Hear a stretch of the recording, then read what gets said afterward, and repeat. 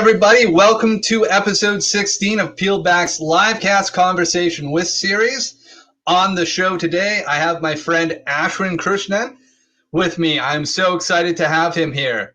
If you haven't found Ashwin on LinkedIn before, you have to check out his show. He's the host of the Teflon Tales.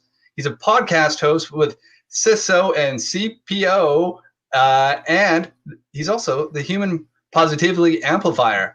So the Teflon Tales is his LinkedIn show, is a weekly LinkedIn live event. Yes, the LinkedIn gods have blessed him with being on live.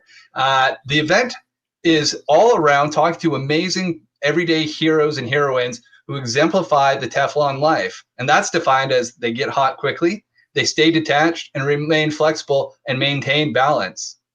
When he's not doing that, he's also the chief communicator at Secure Dynamics, where he hosts tech and cybersecurity leaders on a video cast called Tech Chats. The topics span a wide range from ransomware to diversity. When he isn't hosting these shows, he's a speaker who highlights the need for a sharper focus on the ethics surrounding technology and the industry.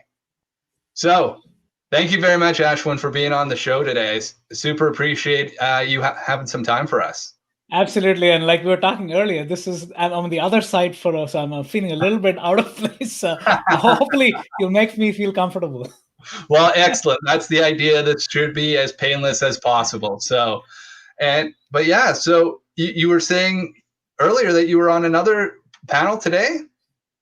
Yeah, it was another panel. It's a 2-day event. And again, as we were joking, I was a panelist versus being a moderator, which I'm more used to, right? So this is two in the same day. Well, as we were saying before the show, it's kind of like if you're the primary driver all the time and then you have to go in the passenger seat, you're holding on to that oh shit bar. You're like, this is scary. You start to understand get a little bit of appreciation about the guest. I know, yeah, empathy, right? Empathy with my guests, yes. So I read out your profile, but I'm sure it does no justice to what you've really got going on behind all the scenes there. Tell us a little bit about you and your journey and what kind of got you to being, the host of multiple shows and this incredible speaker around technology. Yeah, it's been a lifelong journey, right? I was on the treadmill of the typical Silicon Valley treadmill, right? Which is, hey, point A to point B, you got to get your title. Hey, you join a startup, you have an exit. And then along the way, I started doing something which in hindsight was probably something I should have done way earlier, right? I enjoy writing. And I started realizing more and more as I was engaging with customers and even fellow people not in the tech industry was I felt I had the knack of connecting using everyday analogies to kind of showcase technology, right? And I started writing that, and it gave me that light bulb moment, or that feeling of freedom during the day, right? Between two crazy meetings, running between customer calls, doing this quick short write up gave me that, hey, I mean, this is impactful. So that kind of started this thought process going, hey, maybe there's an alternative reality that maybe I've been ignoring. And about 3 years ago, actually, early 2018, I decided to hit the pause button and get away from the treadmill. I had no idea what I was going to do, right? But as luck would have it, I ended up being I call it the Overflow podcast host at a security conference called RSA, which is one of the largest security conferences. And it was because of an ex-colleague of mine. He said, hey, Ashwin is no longer full-time working. He's going to be at RSA. And so this podcast host who had apparently oversubscribed the number of guests he could handle, he said, hey, can you handle some? I said, I've never done podcasting in my life, right? It's like, no, he says, no, you just have to sit down with them and have fun. And I did. And it triggered this whole stream of consciousness, right? Because imagine I'm talking to Eugene right now, right? And you're a chief information security officer at a large corporation. I'm a Mr. Nobody, no title, no company. I'm just coming there, but I'm having a honest conversation about you, your life, what's going on with you. But the biggest biggest claim to fame is I'm not going to harass you with follow-up emails. I'm Right. not going to say, hey, here we have a deal for you, or can you set up a time with me so I can follow up with the demo? None of that, right? Yeah. And it was so enriching and also disconcerting at the same time, because I would have given my left arm to talk to these CISOs when I was a vendor, right? And we had to schedule it months in advance, and I had to go in over there, just do my pitch, leave. And here I'm having a dialogue asking open ended questions, right? And these were not just related to tech. That's the other realization I had. We were talking about diversity, we were talking about burnout, right? So they're actually human being on the other side, and he or she is actually leading an organization, and what's their concern.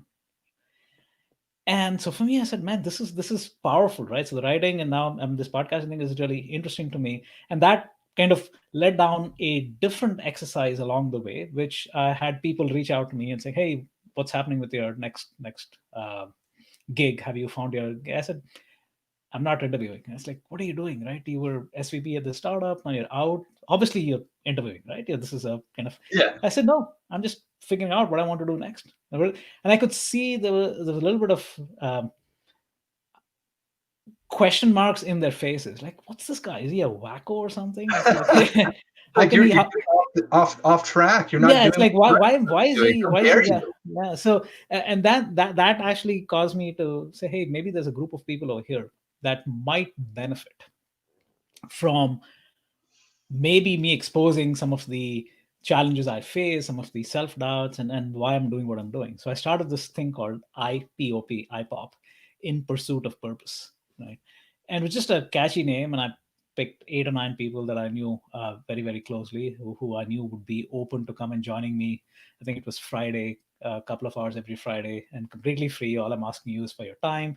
Show up over there. I'll kind of chronicle my journey. Ask me any Right. questions that you have, and so that kind of became kind of the other piece of just kind of giving back and learning from the community, right?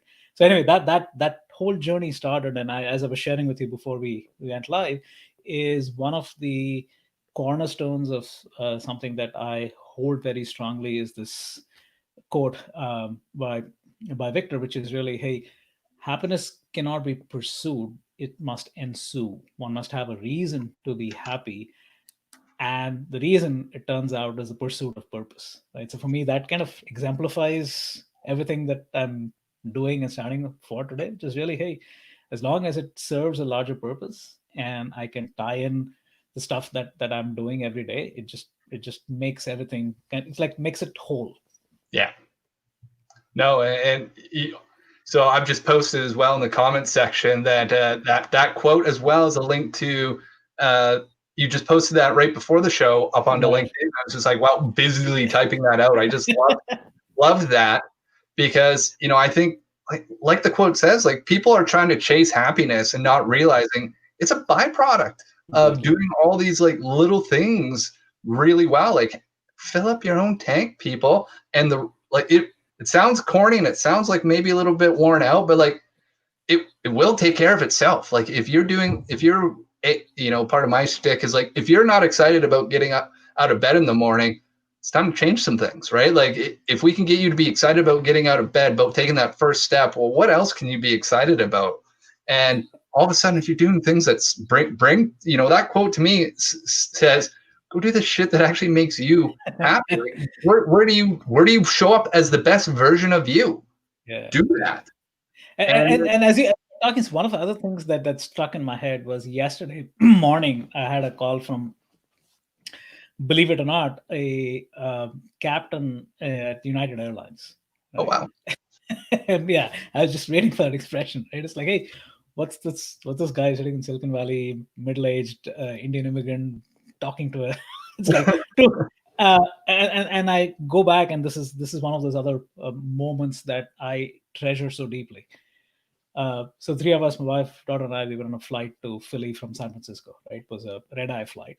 So Yeah. we get on the flight, and we were sitting there, and this board. So this is, I mean, red eye, right? So people are like coming with their whatever sleeping bags and pillows and all that. I just want to kind of get over with the flight and get to the other side. Yeah. So we all board, and then this bald captain comes out of the cabin. The aircraft doors are closed. Before taking off, he says, "You all probably must have had a hard day, right? And security can be hard sometimes, and people throwing out your water bottles and your toothpaste and all that stuff. So relax. You're in the aircraft. I'm going to take care of you, right?" Like, wow. He says, you might be going to Philly for any number of reasons. Maybe your home is there, maybe it's a business visit, visiting people, whatever it is. My job is to ensure that this flight, this red eye flight, is the highlight of your trip. And then he says, please treat my fellow employees, colleagues with respect. They have had as much training as we pilots do in terms of helping with emergencies and everything else. So they're not just here to serve you food and drink. They are human beings, and please treat them with respect. Right. And then he goes into his cabin, and something triggered as he was talking. I just took a snap of him, right?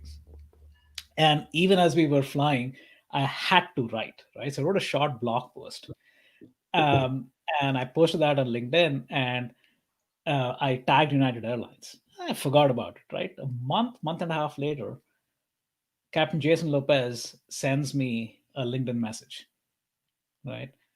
Saying, "Hey, thank you for doing this. I remember you taking a snap of me, which is very odd. I never had that happen to me. But the fact that you did, this actually got posted on their internal notice board on customer compliments. And Jason gets called out on that, and he was basically reaching out to me and saying thank you for that. Right? I said, hey, this is a great gesture, so we connected on LinkedIn. And Yeah. then 2 weeks later, I had United PR reach out to me and saying, hey, do you mind if we fly over to San Francisco and shoot a video of you in your house? And I was like, sounds a little creepy. But they said, if you're not, that's perfectly fine. In fact, okay, turn that back. So before United PR reached out to me, Jason Lopez reaches out to me saying, hey, United PR wants to do a video of their happy customers. And they were going to reach out to you, but I told them, no, I'm going to ask Ashwin first, ask him for permission before they reach out to you. So only if you say yes, I'm going to give them the go ahead, right? Right. I thought, wow, that's like, okay, you're suddenly I want to do it because you're doing so much for me. And so I said, fine. So they fly out from Chicago, right? I still remember the day. Three of them show up. There's a videographer, there is this PR lady, and there's this other audio person. And I never had this happen to me. Right? There's like, hey, can you walk and can you start typing? We want to see that you're actually freaking blogging and all that. So they actually shoot a complete video, and they actually follow Jason Lopez in a couple of his flights as well, and shoot him while he's talking and doing the stuff that he did on our flight. And they pull this really nice video together that apparently was used by Oscar Munoz at that point. I think he was the CEO at United, as part of their training and leadership and all that. Uh, and so for me, more than anything else, right, the reason I'm even talking about this is Jason and I are the closest of pals. So the video went. His job is different. He does more of flight simulation training right now. I am doing different things. Life takes its own turns. With COVID, obviously, United is severely impacted. Yeah. Travel is down. I mean, life changes. But then when he called me yesterday, we talked for 45 minutes. Two individuals who would have never intersected, going about their own lives, but then life not only intersected, we've met half a dozen times when he was still flying, and we've kept in touch. And coming out of it, I felt a sense of connection, a sense of elation, and he felt the same way. He says, Ashwin, this is great. I'm very few people I have had the courage to kind of open up, and I feel good that we keep in touch. And so I just want to share that, which is, hey, life is hard no matter what, right? And sometimes you Oh, have good days, sometimes you have bad days. But I think the one thing that at least I've learned is building those bridges, pushing yourself, trying to make connections. I think more than makes up for all those down days. oh, big time, right? Like as you're telling your story, and I'm listening to you talk about sitting in front of all these high-end executives that you would have like given so much for in a sales role to be there. It's Right. just like the word relationship just keeps floating out for me is this, like, you're out there building those relationships. You're willing to extend that hand.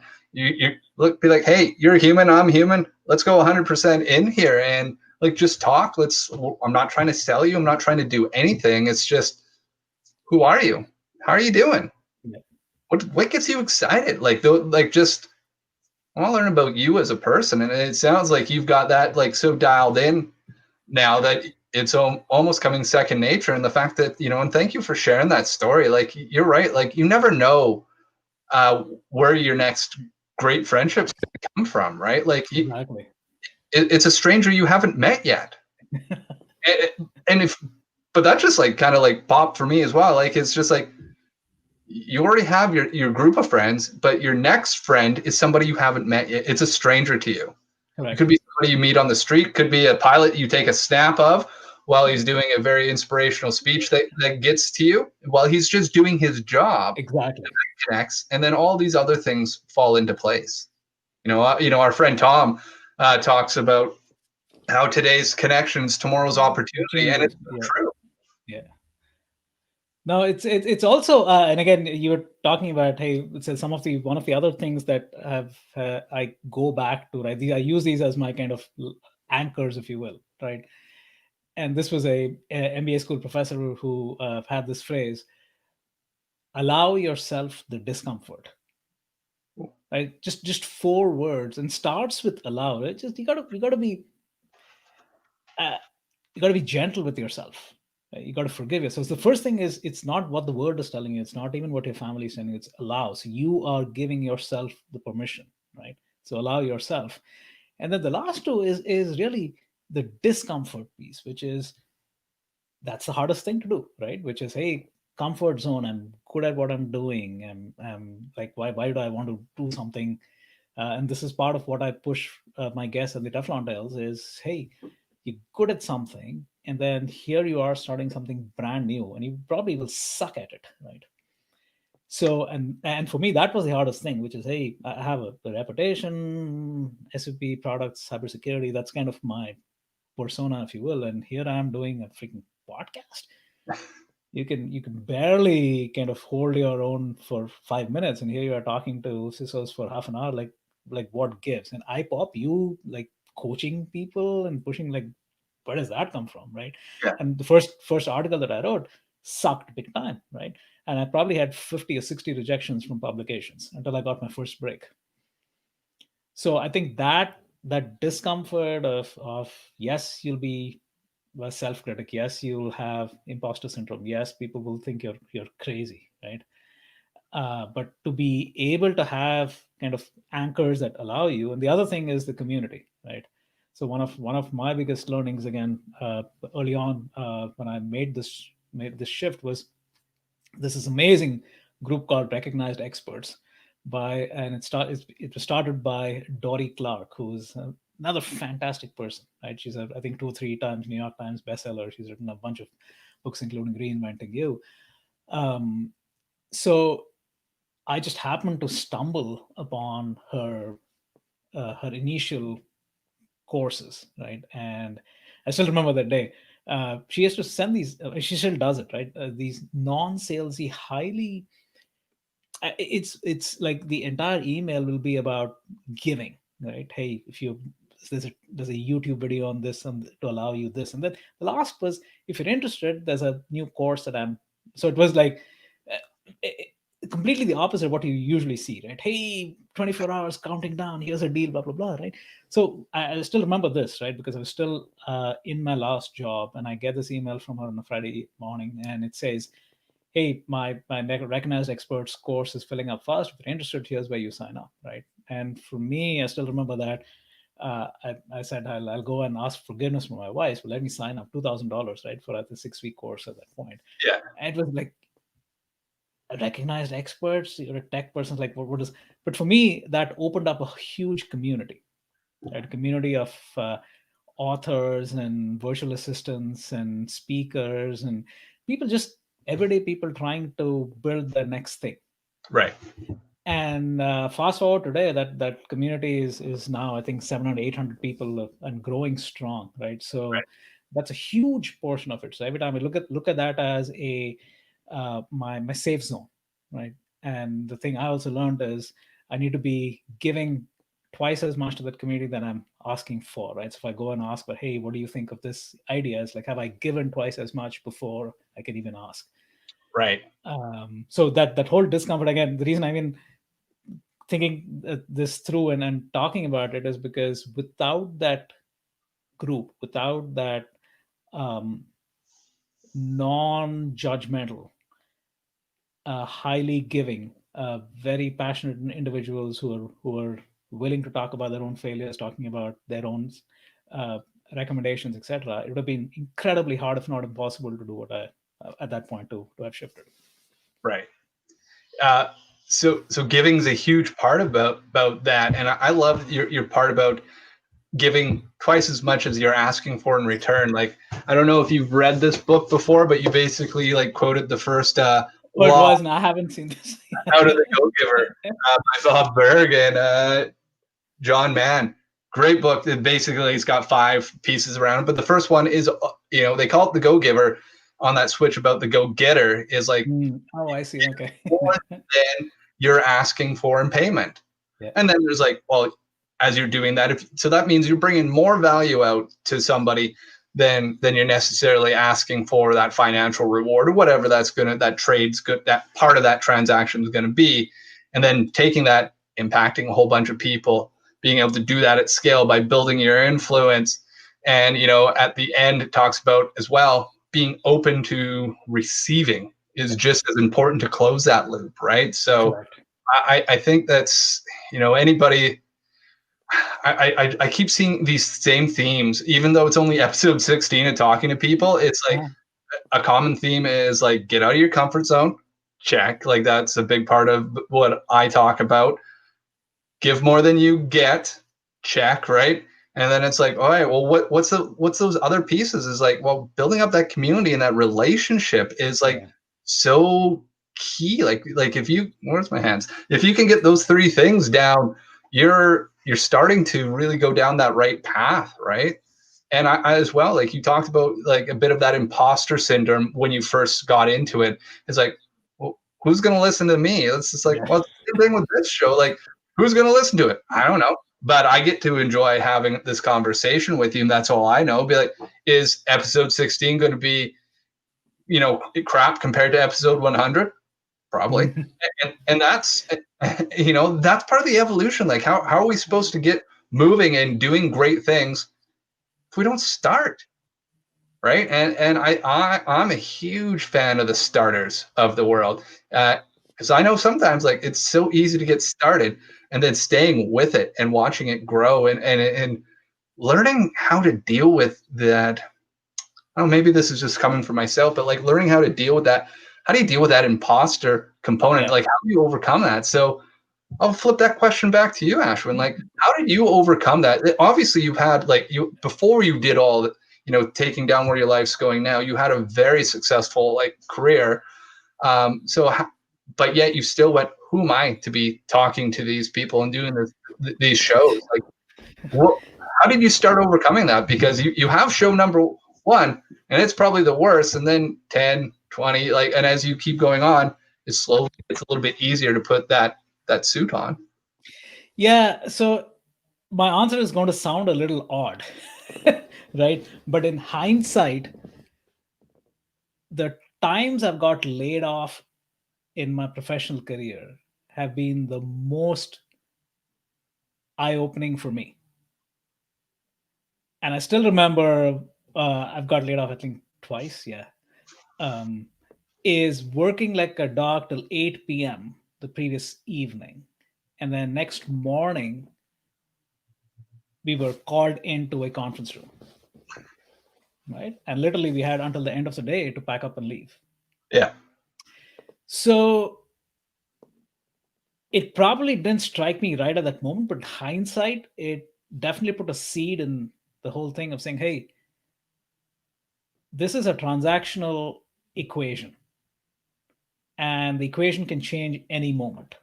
Yeah. Right? Whether it's a new boss, whether your competition is killing you, whether you had a bad quarter, doesn't matter, right? Things that are outside your control.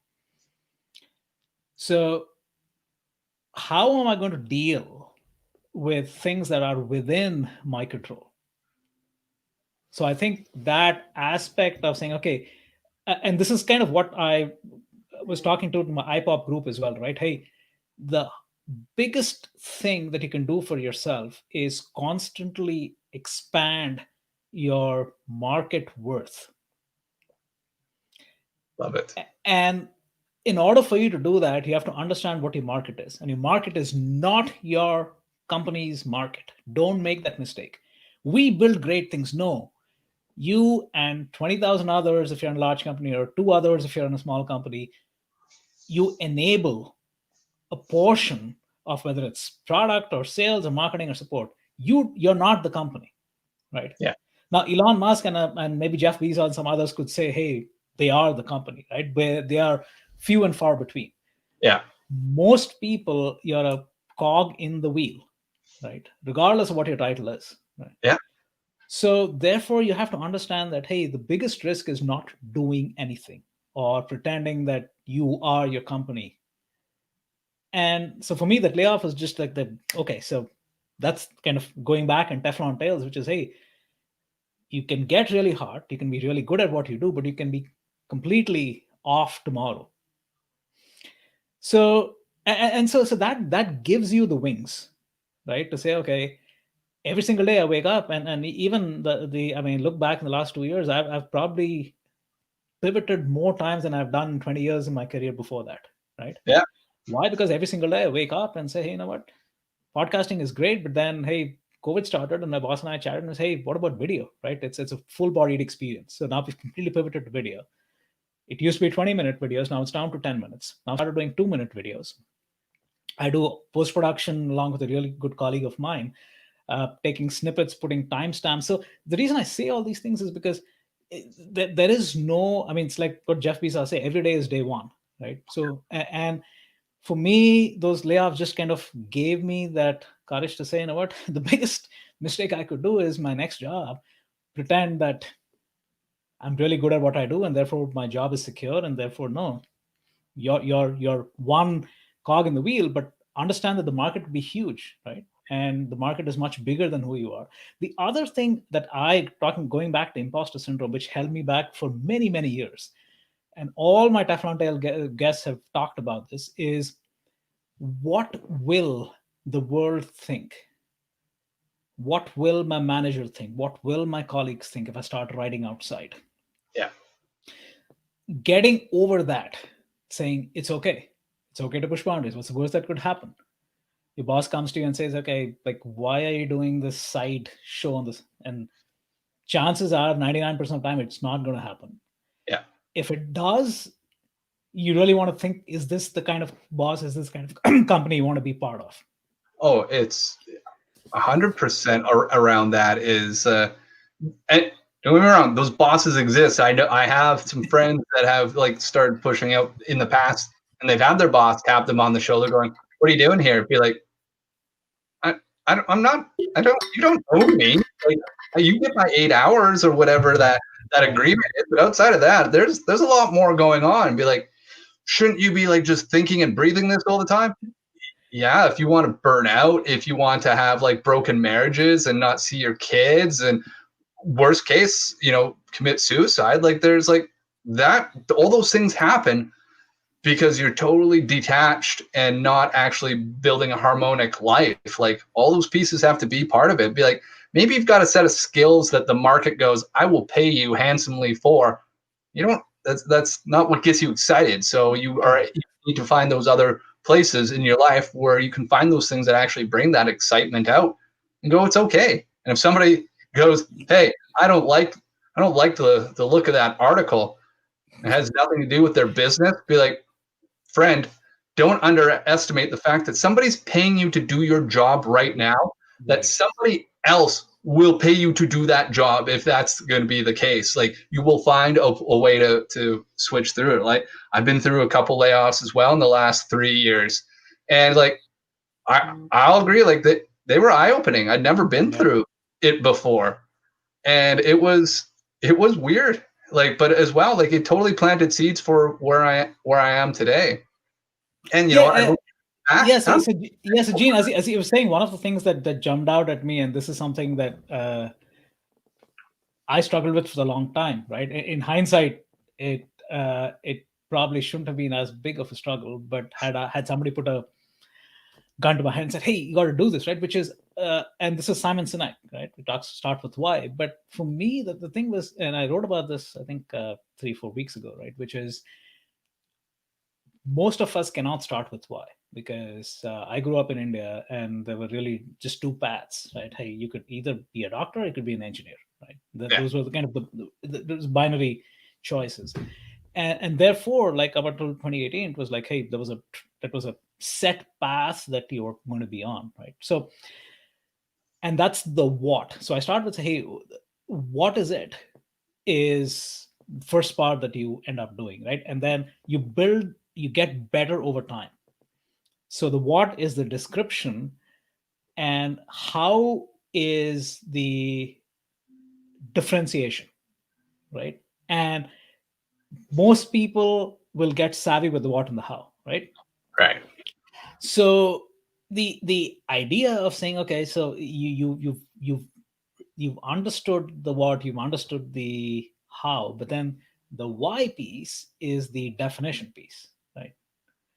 So I think getting to that is the opposite of Simon's theory, which is, and because most of us don't start with why, right? I mean, yeah, if I was in my early 20s or something, it's like, hey, let's figure out the why, and then we can figure out the what and the how. But having gone through the process of what and the how, and then how do you get to that why piece, and that takes kind of going back and doing this crazy experimentation that we probably never did, or I never did early on, and therefore getting to that why I mean, it is a huge leap.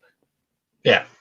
I really like that it's finding your why and like find that purpose. Like there's a reason there's so many books and coaches and everything else around that. It is difficult, but like giving, again, like you talked about, allow yourself the discomfort. It's like, well, allow yourself to work backwards, because sometimes that's what you got. Yeah. But trying to discover that why, it can be really hard. It's going to be buried under layers and layers and layers of stories and past excitements, past hurts, and past, like, you just a ton of stories. And as you start to unpack them, you will start to get a glimpse of the why. But sometimes you just have to like start moving, and it's Right. okay to like start at the what. I love that you just gave everybody permission to do that. Hey, who am I to give permission? I just so for me, I think again going back to analogies, right? Which is if there are things that strike you, I'll give you another one, right? We are talking about the panel I was in earlier, right? It was really about social media, what's next, and I had the persona of a consumer, and one of the questions was, hey, what can a consumer of social media, like what can they really do? And I came up with this analogy of Coco, right? One is the first CEO is really about, hey, how understandable is what the social media is telling you about, right? Which is comprehension. Do you understand when you say accept cookies, what that means? And I gave this example of Evernote. I mean, I'm a huge Evernote fan, but from a comprehension perspective, it is so obvious because the privacy policy states that, hey, your data is yours, your data is secure, your data is portable. Less than 10 seconds, I completely subscribe, because the culture top down is, so the comprehension of, if I put something on Evernote, I know I can take it out tomorrow, it's portable. I know they're doing their best to secure it. And I Right. know that they're not going to sell it to a third party because they're saying your data is yours. And you can go and look at the other legalese beyond that, right? So that's the first CO. The second was control. And I use this example all the time, right? I'm a big LinkedIn user, but there are many more effective LinkedIn users than I am. But I am in the minority, and I've tested this theory over 2 years. I've exercised my GDPR rights, General Data Protection Regulation, with LinkedIn 3 times. And you can actually go there, you can ask them to send you a copy of your data, and they will, into installments, one within half hour, one within 24 hours. And it's a consolidated digital trail of everything you've ever done. Wow. And I haven't met a single person over the last 2 years who's done that. Not one. And I've been to privacy conferences, I've been to tech conferences, right? So that's what I mean by control, right? Which is, it's an amazing platform. They do a phenomenal job of giving you everything that you asked for. But more than that, it is a wake up call to me every single time I look at it and say, man, this is so much of digital exhaust I'm leaving behind. Oh yeah.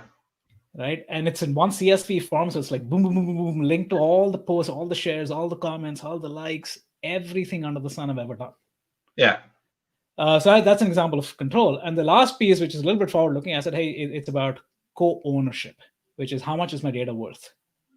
And can we get it into a agreement of, okay, if I share X amount of things, it costs so much for you, and what are you going to give me in exchange for that, right? So it's a build of a future e-commerce lingua franca, right? But I just use the co as, for me, it's like, because we are going back to how distracted, overwhelmed we all are, and so many live shows and so many virtual conferences and Zoom sessions and masterclass and all these other things, which is, I always look for getaways or takeaways that stick in people's head. So for me, that's like a big piece of it, right? Because Yeah. if I can remember it, 2 days later, it was worth it, right? So it was comprehension, control, and collaboration. And co-ownership. Co-ownership. Okay. I like that better than. So how do you see so let's play on the co-ownership versus collaboration.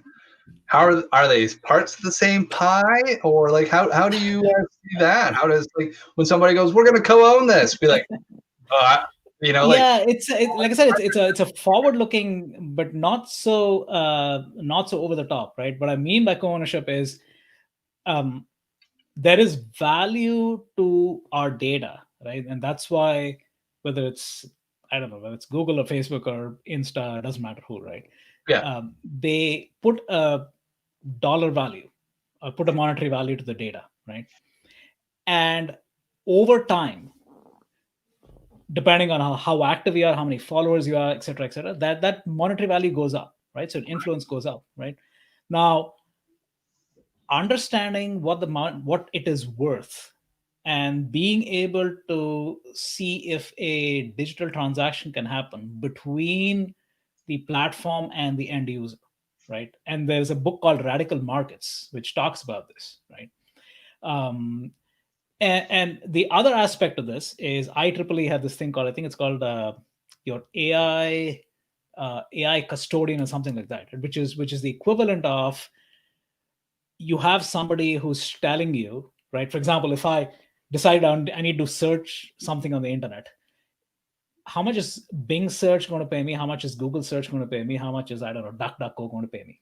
Right. right. So, and there've been models like this that's been proposed. There isn't anything commercial yet out there, but the point is, again, this goes back to awareness, which is, Gmail isn't free, YouTube isn't free, Facebook isn't free, right? Knowing that there is value, and just don't think it's going to be free. And this is the whole thing we were talking about, right? The disappearing messages on WhatsApp.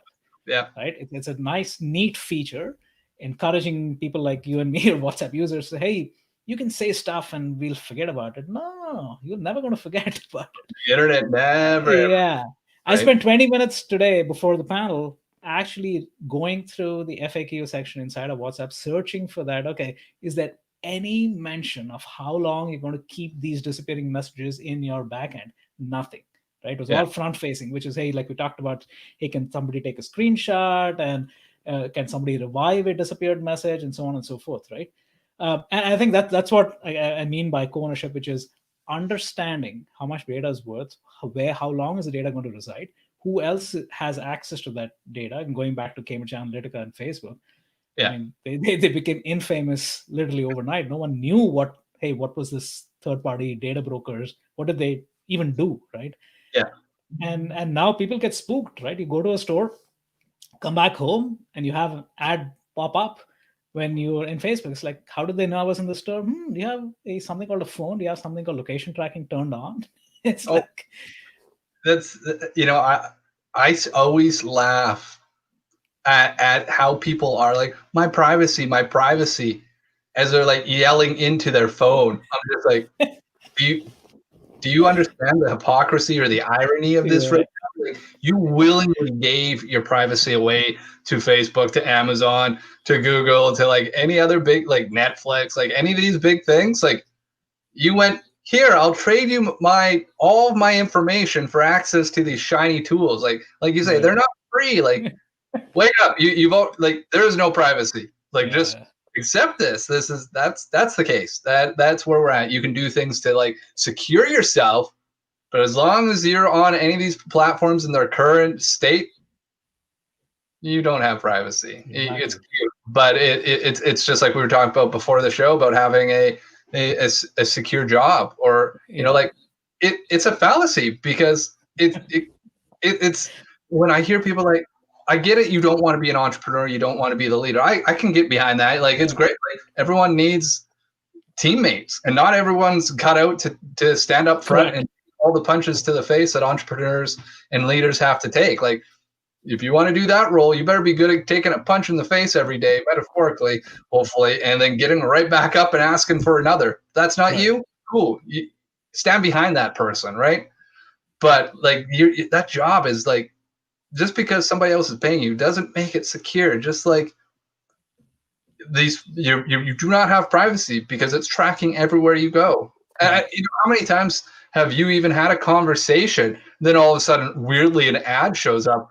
Oh, they say Yeah. they're not recording you, but I call bullshit on that, because it happens far too frequently. And I know I'm not going to these weird sites that all of a sudden pop up, but it's just Yeah. like, I know what you're doing, and I've come to terms with that, knowing that, and I imagine you as well. Like, us just doing this right now, we're being Yep. tracked. Like, right, like we are shifting our data for an opportunity to connect with other people. Yeah, and I think the other thing that I use as symmetry of, or the equation needs to be more balanced, is Google Maps, right? And yes, I mean, I'm not a huge fan of Google by any stretch, right? Just given their whether it's Google or Facebook, doesn't matter, right? But what I love about Google Maps is the fact that they actually send a monthly report. Yeah, This is where you were, right? So, and that's what I mean by awareness, which is you're doing the right. This is back to Evernote, right? It's like those three principles you cannot forget. Your data is yours, your data is portable, data is secure, and you've made the average person attention span of, I don't know, now it's like 90 seconds or less. yeah, And so Google Maps for me, it's like, you know what? I've turned on location tracking because I mean, now obviously all of us are holed up at home, right? But when we were in different places and my wife was traveling and I was traveling, we could track each other, right? yeah, But they give that information, right? So I know you're tracking me. I know you've seen all of this.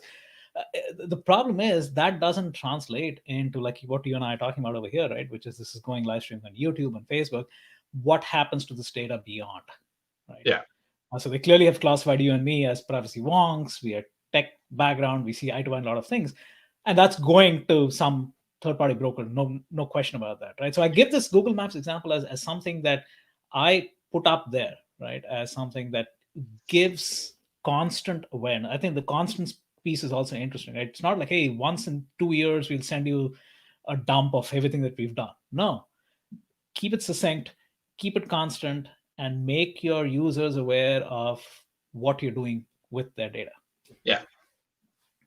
And just be aware, and the fact that you can add one more person that's never done the GDPR stuff with LinkedIn to your list of people that haven't done it. But like, now I kind of want to go do it. I just like a pure It's curiosity. easy. It's easy, and LinkedIn has made it, and that's what puzzles me, right? It's like you cannot have the cake and eat it too. Yeah, You cannot pretend to be a pumpkin. And in fact, I was at a tech conference that was hosted by Microsoft. It was a privacy conference. There were people from LinkedIn, people from Microsoft. There were people from TechCrunch and I mean the top name publications, right? yeah, Analysts. And the Q&A session, I went up over there and asked the question, anybody in this room has ever exercised their GDPR rights with LinkedIn? Not one hand goes up. And I said, this is the creme de la creme of Silicon Valley and journalism, tech publications, analysts. If you haven't done it, how do you expect the 500 million other users to even think about what this means, right? And so companies doing the right thing. And like I said, 3 times I've done it, and every single time I've gotten the dump. And for me, I keep talking about this all the time, right? As you have to start showing a little bit more skin in the game, right? So the companies also get the message that, okay, these are not sleeper customers, right? We can do anything, we can trample over them and they won't care.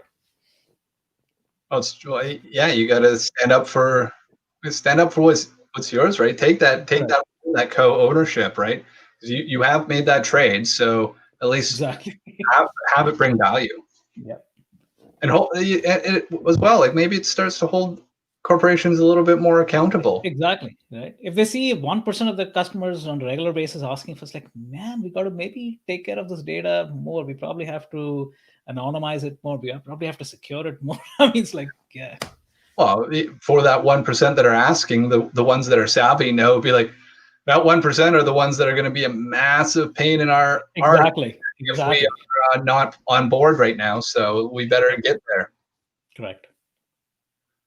Well, my friend, as I said at this before, is like time flies by. Like we're already 47 minutes into our conversation, just like that. And I think our first phone call, we ended up going like 2 hours. Okay. Like, oh yeah, let's just connect. And so I think we could keep on going. But I want to be respectful. It's Friday of your time. So I have one question that I always ask all of my guests now, or at least I'm still asking them, is what piece of advice, if you could go 10 years back in time, would you give yourself? I go back to that MBA professor of mine. Allow yourself the discomfort. And I think the reason I use that as a core anchor point is it has to come from within, right? It's not your family, it's not your colleagues, it's not your ex-classmates. I mean, nobody, right? You have to give yourself the permission and understand it's going to be uncomfortable. It's going to be hard, right? But it's just like, allow yourself the discomfort. Is for me, I mean, I really thank this exec MBA professor of mine for again. I don't know whether he meant it in those terms, but going back, it's like, man, that is the only piece of advice I can offer, right? And it's like, be gentle with yourself, give yourself the permission, and be uncomfortable. Yeah, that's incredible. I love that piece of advice. I think it's one I can resonate with quite a lot, my friend. So thank you so much for being part of the show today. It's been an honor, and it's been a complete and total blast having this conversation, and I know it won't be our last. All right, same here. Thanks, Gene. All right, Ashwin, thank you very much. And everybody else, have a great weekend, and thanks for watching episode 16 of LiveCast Conversation with series from Peeled Back. I'm Gene, the Enjoyment Coach. Have a great day. Thank you.